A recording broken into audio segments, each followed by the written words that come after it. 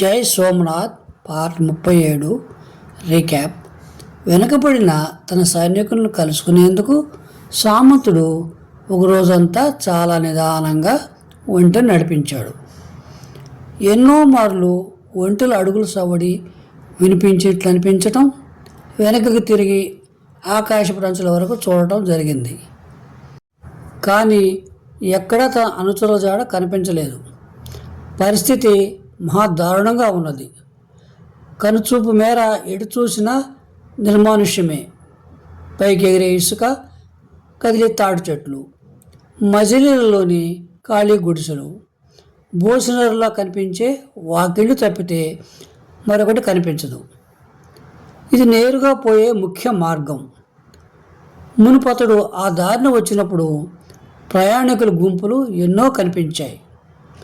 ఇరుప్రక్కల గ్రామాల్లో కుక్కల అరుపులు వినిపించాయి.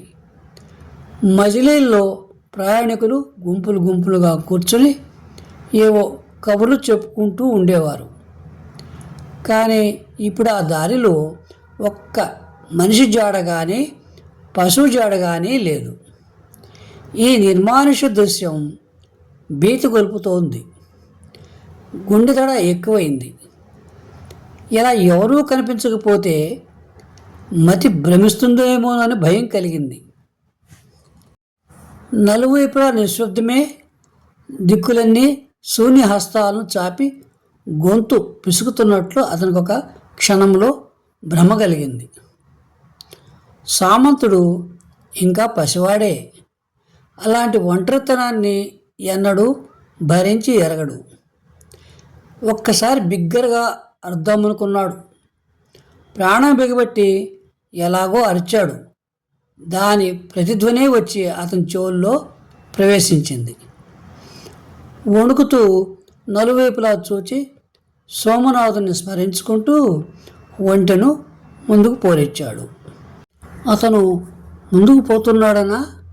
కాదు, హృదయాన్ని ఆవరిస్తున్న భయం నుంచి తప్పించుకొని దూరంగా వెళుతున్నాడు.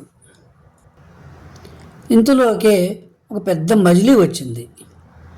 అక్కడైనా తప్పకుండా ఎవరైనా కలవపోతారా అని అనుకున్నాడు. బమ్మారియా అట్టే దూరం లేదుగా. అతని తండ్రి కూడా ఈ పాటికి అక్కడికి వచ్చి ఉంటాడా? వచ్చి గోగాబాబాకు సోమనాథుని ఆదేశం వినిపించేందుకు వెళ్ళి ఉంటే, వెళ్తే ఆయనదే పైచేయి. తను ఓడిపోతాడు.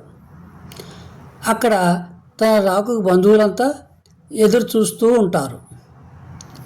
ఈ భయంకరమైన ప్రయాణం గురించి విని గర్వంతో ఉప్పొంగిపోతారు. గజనీ మహమ్మద్కు భయపడి అంతా పారిపోతున్నారే, మరి తాను? ఎంత మూర్ఖులి ప్రజలు!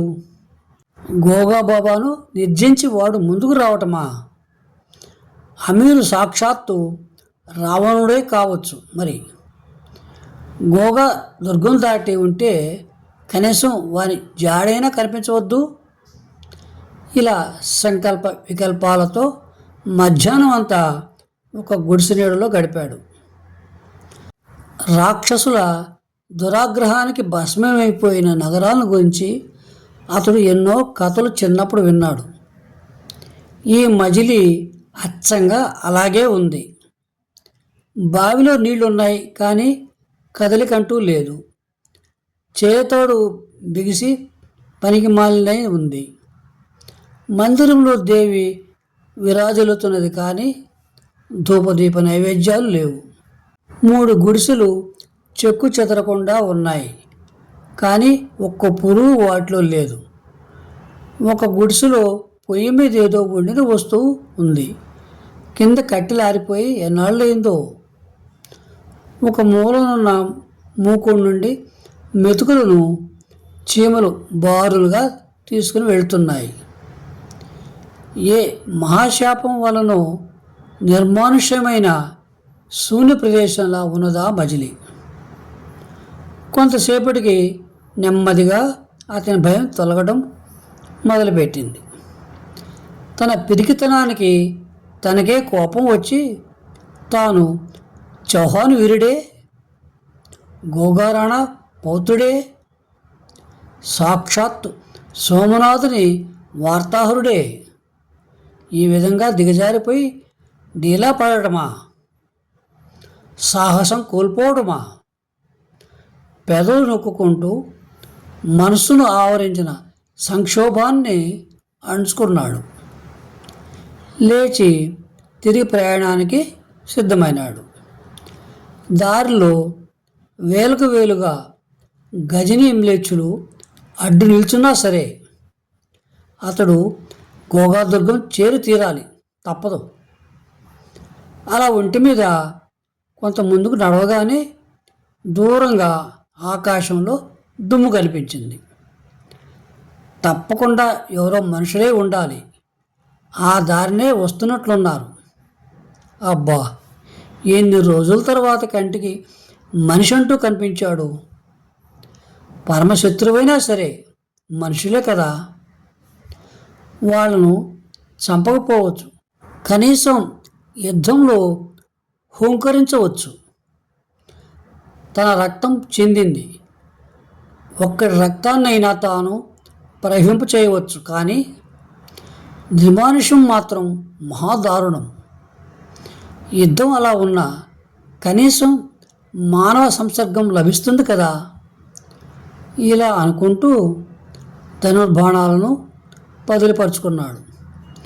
వరలోని కత్తిని వదులు చేసుకున్నాడు. పిడిబోక తీసి బొడ్లో పదిలిపరిచాడు.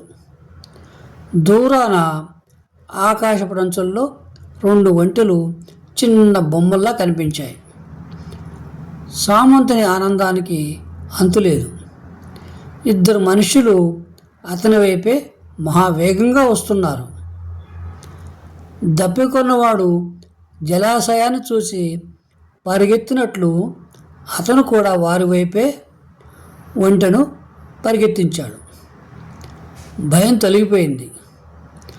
అలా ఒంటెను పరిగెత్తిస్తూ సామంతుడు ఒక్క పులికేక వేశాడు. వచ్చే వ్యక్తులు కూడా అలాగే కేకలు వేశారు.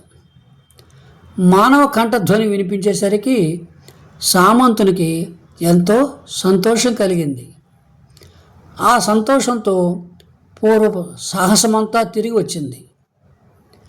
ఒక్క క్షణం క్రితం వరకు అతనిలో వ్యాపించిన దౌర్బల్యాన్ని తలుచుకొని నవ్వుకుంటూ ముందుకు సాగాడు. ఎవరయ్యా మీరు అని వారిలో పెద్దవాడు బిగ్గరగా కేక వేశాడు. యువకుడు విల్లుక్కి పెట్టి సిద్ధంగా ఉన్నాడు. సామంతుని చూచి జై సోమనాథ్ అని బిగ్గరగా గర్జించి కత్తి దూసి పోరాటానికి సిద్ధంగా నిల్చున్నాడు. సశేషం.